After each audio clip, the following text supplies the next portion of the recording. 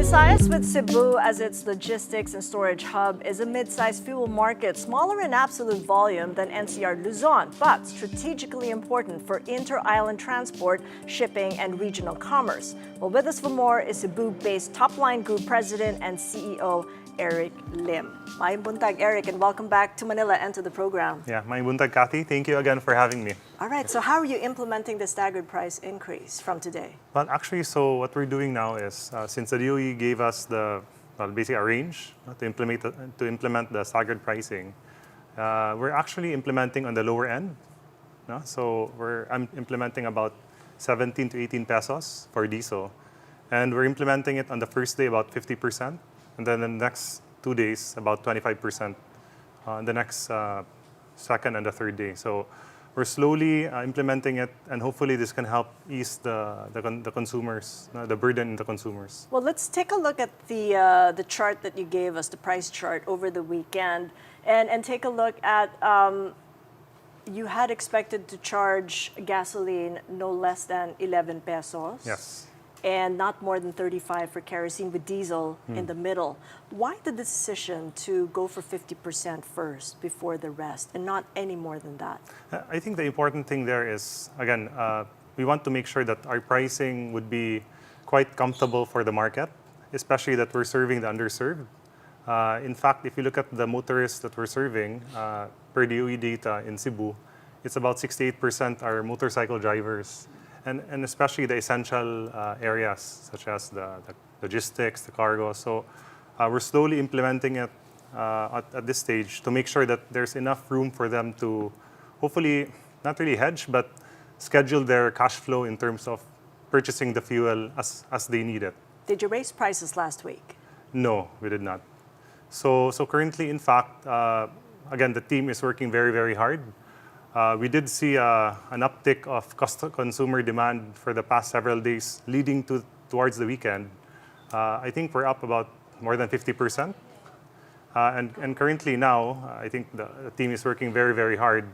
So what we're doing also is implementing our Suki card program, which is basically giving more flexibility in the consumers in using the Suki card to give them more discounts, so between 1 to 2 pesos discounts, to help ease the burden right now. Could you make sense for us the phrase recovery cost? Because that's something the Energy Secretary brought up, and the difference between the cost of purchase, Yes. because recovery cost is the cost of refilling. Correct. And that presumably would be higher. Yeah. When do you implement recovery cost at fair recovery? And make sure that you're not going against the rules under the deregulation oil law of 1998. Well, it's, again, what's important there is we're within industry standards for all of the oil companies. So the question there, Kathy, is how much is the cost of replenishment? No, it's either our tanks, the depots, and whatsoever. So if we're maintaining a certain supply to make sure we have ample supply for our customers, how much is the cost of receiving that new supply for us to also sell it to the consumers? So and the basic standards right now is, I think you're also familiar, which is MOPS pricing, from Singapore, and prices would tend to fluctuate every once in a while, but that's basically a weekly MOPS pricing, and it really depends on a certain oil company on how they implement it. But what's important for us in Topline is making sure that we're within standards with the regulators. So it's really subjective, because under the law, the Energy Department can't ask you to just put the price at this, agree on just one price. The onus is on the oil firms. There is a call from the House to revise that law at a time of extraordinary circumstances like we face. What is your view on a revision of the law? You know what? It's always a good question to discuss further, especially the law that's, as I think you mentioned before, it was during the 90s. 1998. 1998 being passed. So for us, we heed that to Congress. They would probably have more insights on that. But for us, what we're doing, for the law, which is the RA 8479. That's correct. So the interesting part of the law is for oil companies, it actually gives us more healthy competition in the market. No? Second would be more on having enough supply in the market, and at the same time, well, refueling other areas in the industry. So as the DOE, as the regulator, they can actually monitor the oil companies for the consumers if they're really implementing the right pricing methods to be implemented properly and to have even ample supply in the market. Thus the show cost orders Yes. and the PNP going in and inspecting and all this happening just 24 hours ago. But consumers have really been asking, and this is a direct quote from consumers, kung mura pa ang laman ng tangke, bakit taas presyo kaagad? Yes. So there requires a little bit more maybe awareness of what really happens between replacement costs and also the cost of acquisition, especially now that oil prices have punched up to Correct. $100 a barrel. So that's not even included in whatever we're experiencing right now as higher pump prices. Actually, it's always interesting to note that it's not a one-time dimensional pricing strategy, because if you look at the supply chain on the oil, of course there's crude, and then there's the shipping, and then there's the refinery, and then there's the end product to be. And the question there is in the supply chain, which part is being disrupted, which is currently it's the source. So we have to take into consideration the freight costs and then the other factors to consider because it may take time to replenish. But the good thing for us is we have ample supply.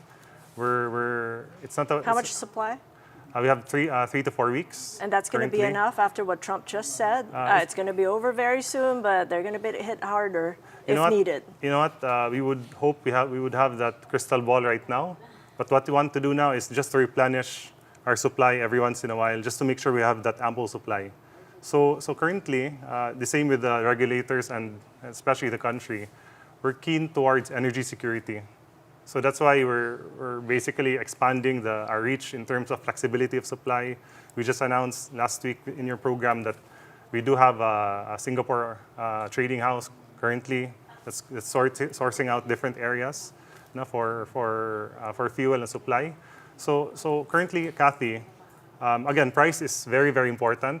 But what's important for us right now is to have ample supply in the market. Correct, and taking care of the shareholders who go into your fuel stations to refill. But you also have another batch of shareholders that you're also monitoring and also taking care of. I know that you mentioned on this program that you've approved capital raising via preferred shares. So now there is that question of how do you reconcile shareholders who get a lot more dividends at a time when a lot more of your consumers in your gas stations are experiencing the most significant price hike in oil? Well, actually, if you break it down into 2 parts, because when we listed last year, and I think we just released about 2 dividend payouts since we listed. It's actually quite early since last year, and currently our dividend policy would still be the same. Given current conditions, we'll still check in the next couple of months. And as what you've mentioned, the board just approved a capital raising activities to basically have a perpetual preferred share offer. In fact, just today, Kathy, just to share, we just disclosed in the PSC that the board has nominated PNB Capital as our sole issue manager, together with SB Capital as our co-lead underwriter and book runner for the issue soon. So we just shelf registered about 150 million perpetual preferred shares in 3 different tranches. All right. Soon. So All right, we'll leave it there. 11 months into your listing. Thank you Thank so you, Kathy. much. I appreciate all the insights. Thank you. Erik Lim of Topline Group.